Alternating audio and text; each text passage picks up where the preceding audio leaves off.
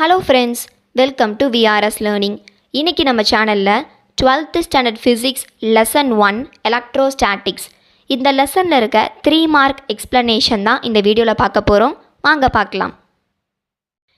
Energy stored in the capacitor. இந்த கொஷினை பொறுத்த வரைக்கும் இதுக்கு டயக்ராம்லாம் எதுவும் இல்லை, only theory part and derivation மட்டும்தான் இருக்குது.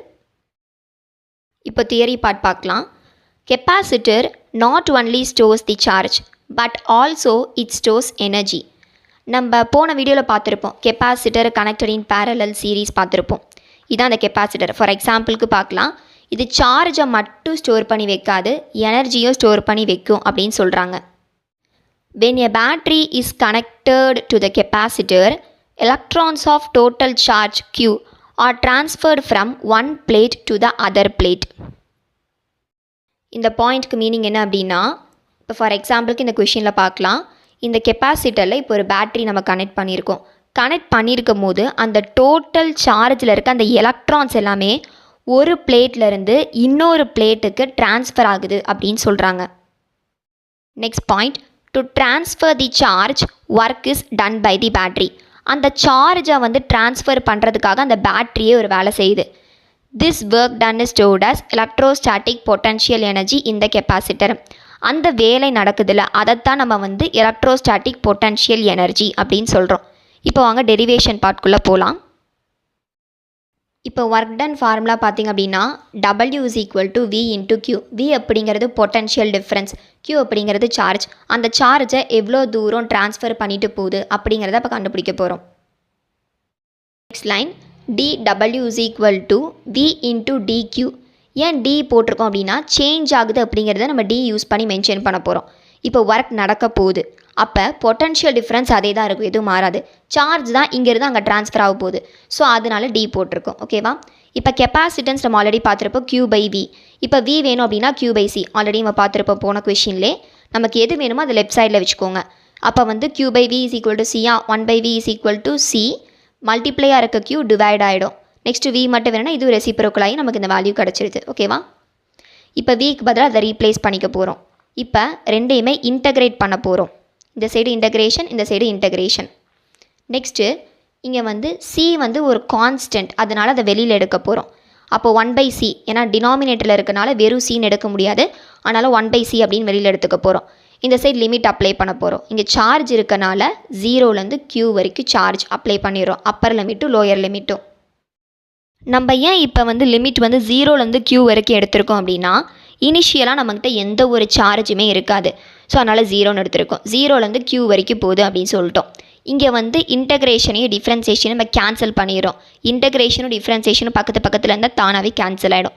W மட்டும் நமக்கு கிடைக்கும், இஸ் ஈக்குவல் டு 1/C. இப்போ இது ஆல்ரெடி நம்ம ஃபார்முலா பார்த்துருப்போம். Integration of x/n into dx x/n+1/n+1. இங்கே எக்ஸுங்கிற பிளேஸில் Q இருக்குது, n எதுவுமே இல்லை, ஸோ 1 அப்படின்னு நம்ம எடுத்துக்கலாம்.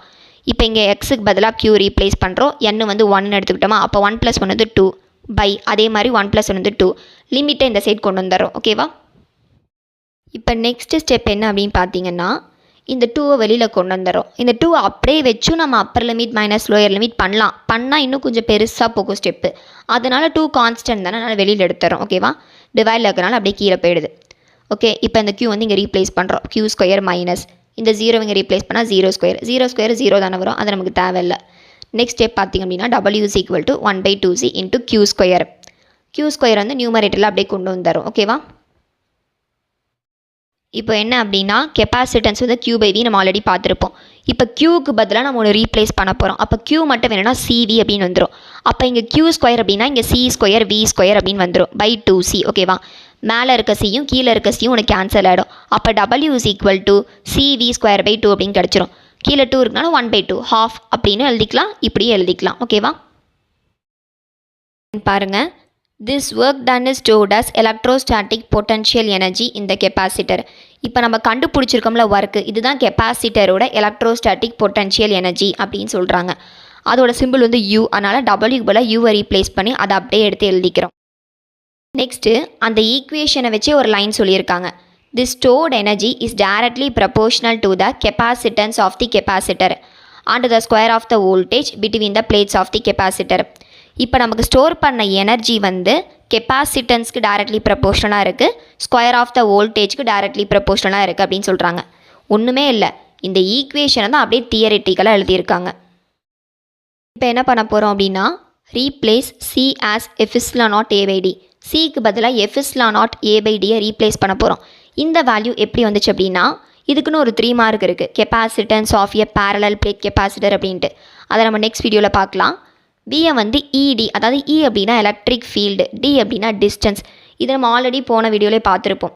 Electric potential due to a point charge, அதோட ஸ்டார்டிங்லேயே அந்த ஈக்குவேஷனை யூஸ் பண்ணி தான் அந்த கொஷினே நம்ம டெரைவ் பண்ணியிருப்போம். இப்போ இது ரெண்டையும் எடுத்துகிட்டு போய் அந்த ஈக்குவேஷனில் சப்ஸ்டியூட் பண்ண போகிறோம்.